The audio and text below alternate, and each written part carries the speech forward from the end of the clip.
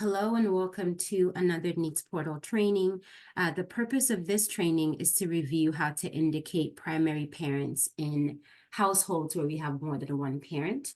We're going to do that in two different ways. First, we will do so for existing or even closed cases. So say that you have an ongoing start case or a closed start case and you want to go back and indicate who the primary parent was in that household.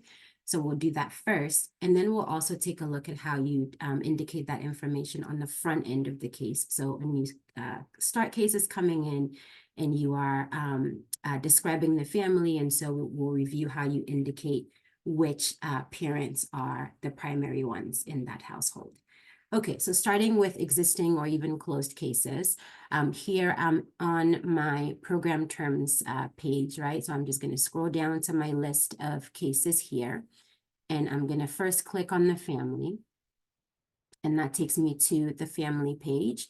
We see here that this case was in fact closed, right? But I'm still able to edit this. I scroll down to the household members here, and I'm going to start with mom. I just click on mom's name, and then click on edit here. And we see here that the primary parent checkbox is not checked, right? So I'm going to then click here to indicate that mom is a primary parent in this household. Then I'll be sure to save my work. And that takes me back to the family page. So we can also designate more than one parent as primary, right? So if that is the case, I'm going to click on dad as well.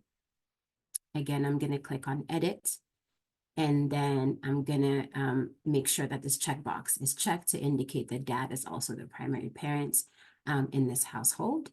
And then again, I'm going to hit save to save that work. All right, so it's that easy for designating the primary parents on ongoing or closed cases. So what if you are starting a brand new case and you want to know how to do that on the front end? So to start a case, obviously, we first click on families to create a family, right? So we're going to say add family. And then typically this will be pre-populated in your account, but I'm just going to select the first name that I see here. I'm just going to pick random numbers here for illustration purposes. Select this as a voluntary case and picking a date for the case opening. Let's see, 2023. It's not a closed case yet. This is just a test here. And I'm going to say Dad G here as a name, right? This is the father. And as soon as I click father, you see this option pops up to indicate whether or not Dad G is the primary parent. So in this case, I'm going to click that yes, that dad is the primary parent on this page or on this case. And then you just go through and continue the process as you would normally.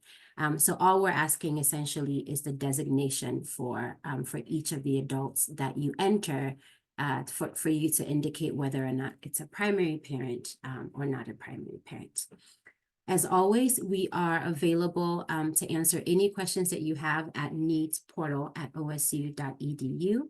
Feel free to email us with any questions, and we will see you in the next tutorial.